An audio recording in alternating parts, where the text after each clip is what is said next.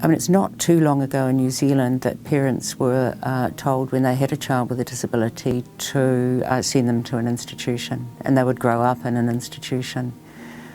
Now, that's within living memory. So we've come a long way in our own national history around the way we view and value the lives of disabled children. So let's start from the moment a child with a disability is born.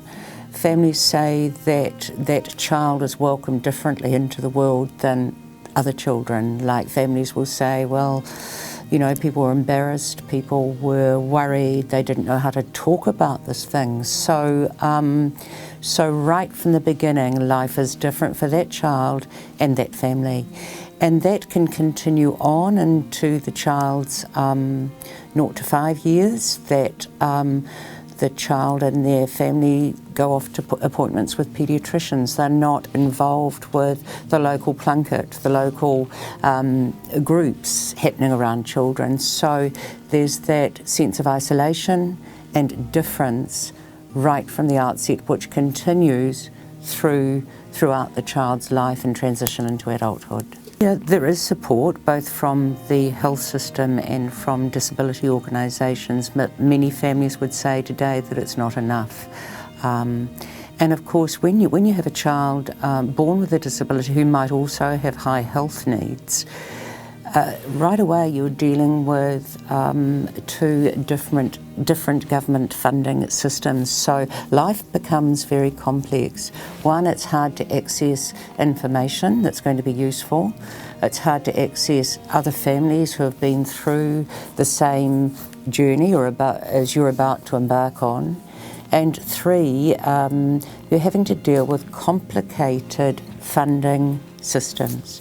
So there's no kind of integrated across government support for disabled children and their families. They're navigating a complex maze of support and information systems. So families need enough information, useful information from the medical professionals or disability professionals, but information that's going to help them build a life for their child and help give them the kind of support that's useful. We see disabled children as the other.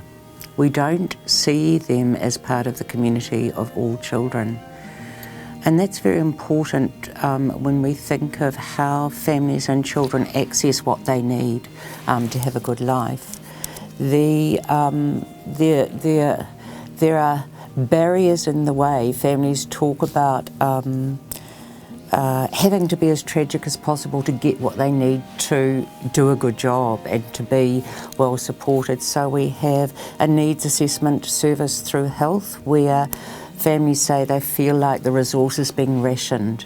In the education system, we have another system where families or children have to jump through hoops to get what they need, to get what children, we should be regarded as an entitlement right to the specialist supports necessary. And I think that part of being in the community of all children is having access to the universal, access to what all children are able to access in the way of health and education and well-being in communities. An inclusive education policy would mean that all children would be included in school. The research is clear that when disabled children get what they need in the way of additional supports or reasonable accommodation, it's not only those children that benefit, all children benefit, so that when disabled children are included in their local school, when they're given the resources, not just financial, but teachers who understand their disability and know how to teach them, when they're part of that school community, they thrive and other children thrive as well.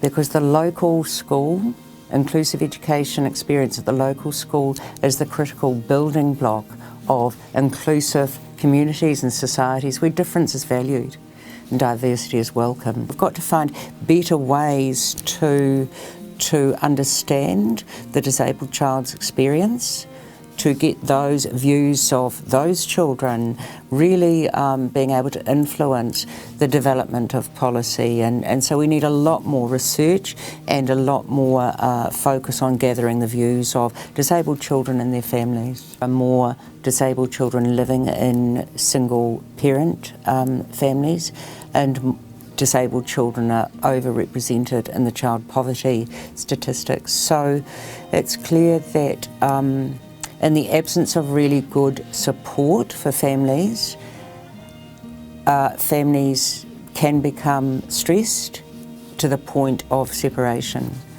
And often it's women bringing up children who require a lot of advocacy from them to get a fair deal, from the health system and from the education system. You know, disability is seen as a burden, instead of saying, actually, this group of people, this group of children have just as many rights to be active citizens in the society as other children and young people. So let's not have policies that are about charity or benevolence.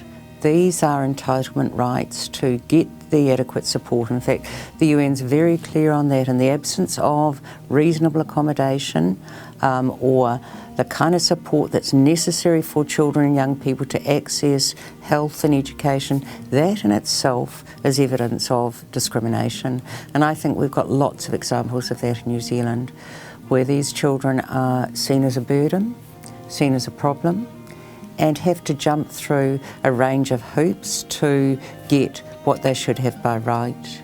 Now, emerging government policy is around the need for families and young disabled people to have a navigator to help them move through this complex maze of the disability support system.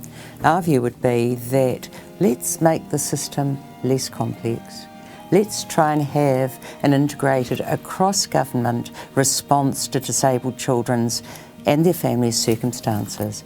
Let's make this about what's needed, about citizenship, not about charity, or if we have some spare dollars, you might have access to them.